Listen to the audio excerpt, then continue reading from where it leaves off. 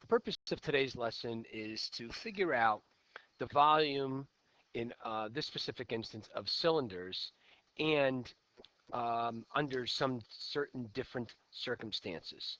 Okay, you are already familiar with the concept of volume and what it means, so some of this should hopefully be a review. Once you're dealing with volume, you know you should be dealing with a three-dimensional figure. And what we specifically define volume as is the measure of space occupied by a solid, because now we're dealing with a solid figure, and it is measured in cubic units. Okay? So tying this all together, since we're dealing with a three-dimensional figure, what we've tacked on to our dimensions is the concept of height.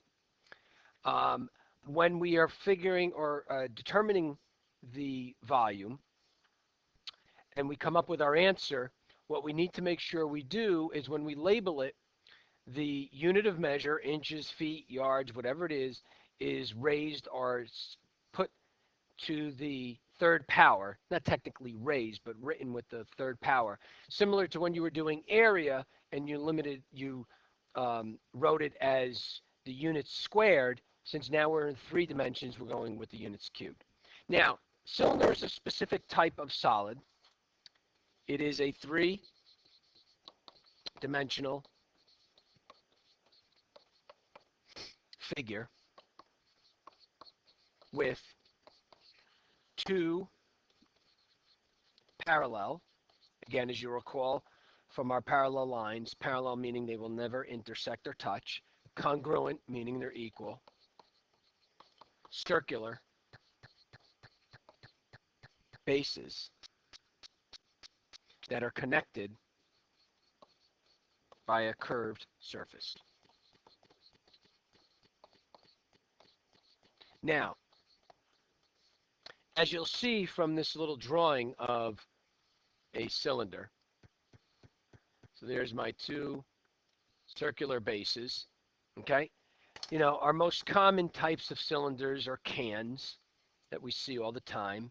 You know, a can that holds soups or drinks or vegetables or fruit or whatever, cans that hold tennis balls, things like that. Those are all cylinders. And if you might remember early on in 6th to 7th grade, one of the things you would do is you'd explore what these shapes look like when you unravel them, called the net. And as you can see, what you would be left with are two circles, okay, the bases, and the rest of it would be a rectangle. Now that was usually helpful when you were dealing with surface area concepts, all right, because it helps you remember how the surface area worked. It's not as big a deal with volume, okay? Now, the volume formula for a cylinder, and you'll recall in class, I told you do not need to memorize these formulas. What you're going to need to know is how to apply them, which figures are which formula goes with which figure. Is V equals pi r squared h, r being the radius, and h being the height. Now, one of the things that's going to be new today is we're going to deal with what are called composite figures. And composite are solids. Composite figures or solids are objects made up of more than one solid. You're going to break it up into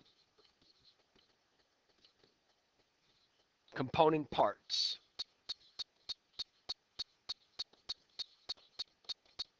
You'll find each volume and then add your result.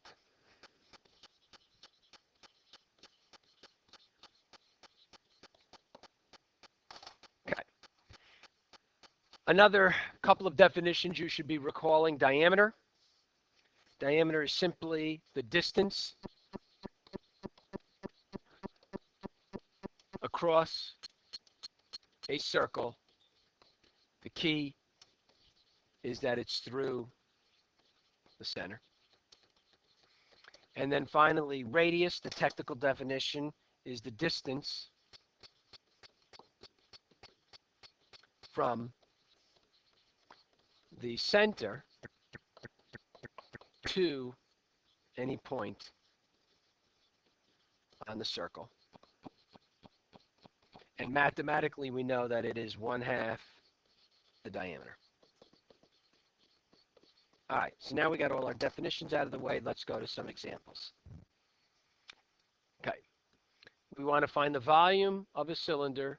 A diameter is 16 inches, height of 20 inches, and to the nearest tenth.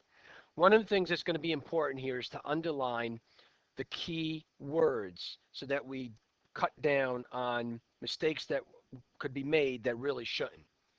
We want to know its volume. We know it's a cylinder. We know diameter is 16 inches, height 20 inches, and we're going to the nearest tenth. Another good idea is to write the formula that you're going to be dealing with. This is especially true when you're going to be dealing with different shapes. It helps cut down on mistakes. If all you do is give me an answer without showing me the work on a quiz or test, you're going to lose credit. Now, I'm just plugging numbers in. Pi times 8 squared times 20, why 8? Well, if D is 16, R is 8.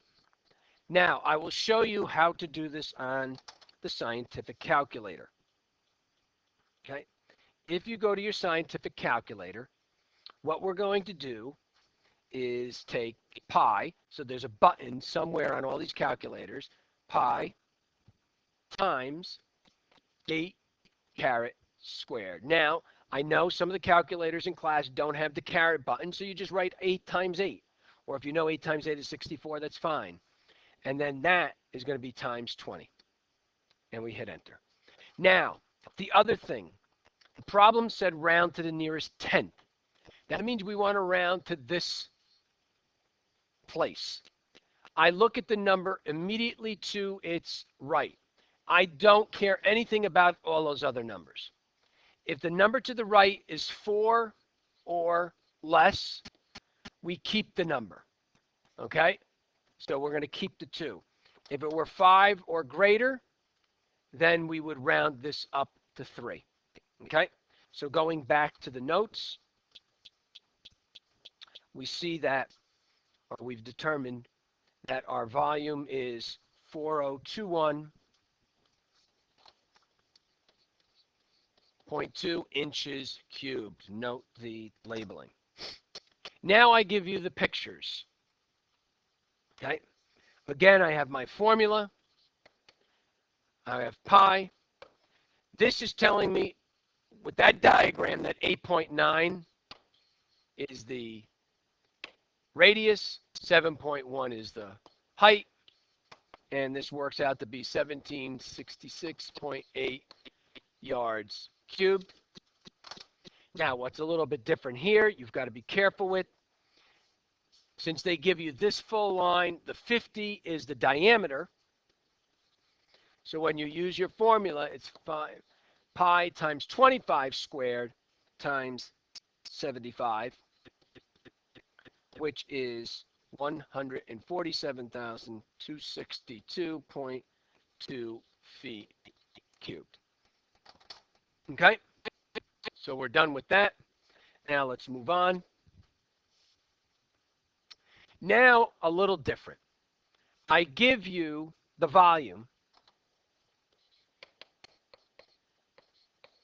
and I want to find the height. So I give you 64. What you do first is plug in numbers for variables. R is 25, H is unknown. Now, there's 2 ways you could do this. The purer way is to divide this by pi times 25 squared. And I'll show you that on the calculator in a moment. The other thing you can do is figure out what pi times 25 squared is and divide that. So let's go back to our calculator for a moment. So what we want to do is take 64,795 and we want to divide that. Now we're going to use parentheses because we had a fraction bar, all right? And so we're going to divide that by pi times 25 raised to the second power, and I close my parentheses, okay? And I hit enter, and you'll see it gives me an answer of 33. Excuse me. The other alternative is to do pi times 25 to the second power, compute that to be 1963.5, and use that. Okay? As long as you round properly, your answers should work out. Okay? So, in either case, what you'll see is that our answer works out to be 33 millimeters is the height. No, there is no exponent used because we're dealing with the height, which is one dimension. Okay. Now we have what's called a composite figure. It looks a little bit like a treasure chest. And hopefully you'll see there's two parts. The first part is half a cylinder. And the second part is a rectangular prism.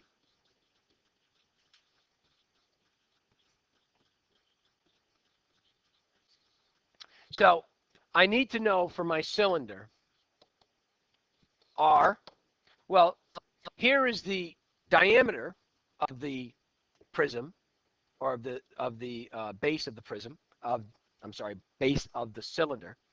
So it matches up with the 18, so we know R is 9. And then the height, this side is the height when you stand the cylinder on end, and that's 22. And I need to divide that answer by 2. So I now figure out that my cylinder's volume, or half of that, is 2799.2 inches cubed. Okay.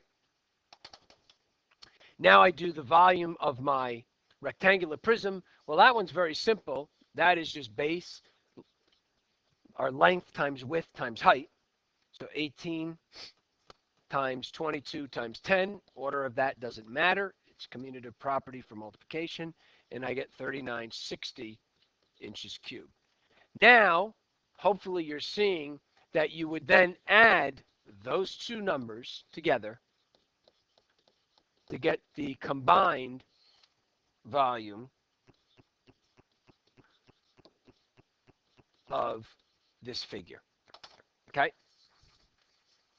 That's what we're talking about when we have a composite figure. All right. Next one. We have a roll of paper towels. And we know that the roll has a hollow part to it, a hollow tube in the middle. So the paper part is really what wraps around that tube. So I want to figure out the volume of the paper part, okay? So I'm going to find the volume of the entire roll, okay? So that means everything. Well, that's going to be pi times 6.5 squared times 28. Or, in this example, 3,716.5 centimeters cubed. Then I want to find the volume of the tube part. That's going to be pi times 2.5 squared times the same height of 28. And I get that to be 549.8 centimeters cubed. Now the question is, what do I do with those two numbers? Well, hopefully you're seeing that the tube part takes away the volume of the paper part. So I'm going to subtract them.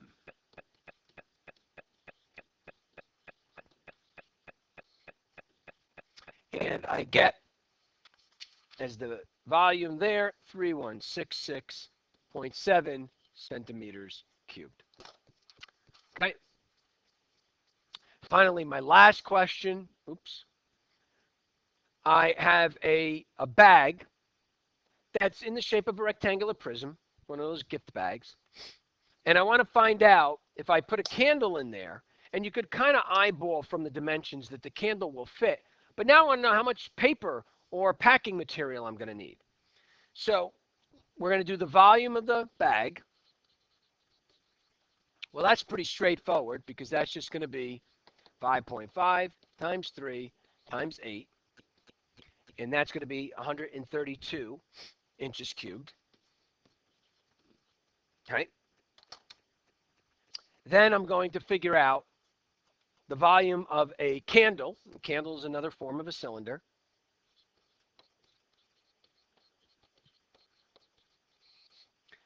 And that is pi. Now, you got to be careful. It's 2.5 inches wide, so D is 2.5. That makes R 1.25 inches squared times 6. That works out to be 29.5 inches cubed. So we clearly see that there's enough room. And now how much packing material? Well, I'm going to subtract. And that means I need 102.5 inches cubed of packing material. Okay? So to quickly summarize, we worked with the volume of a cylinder today, not just finding out the volume of a straightforward cylinder, but composite figures, and when I'm trying to figure out space taken up by other objects, what space is left over.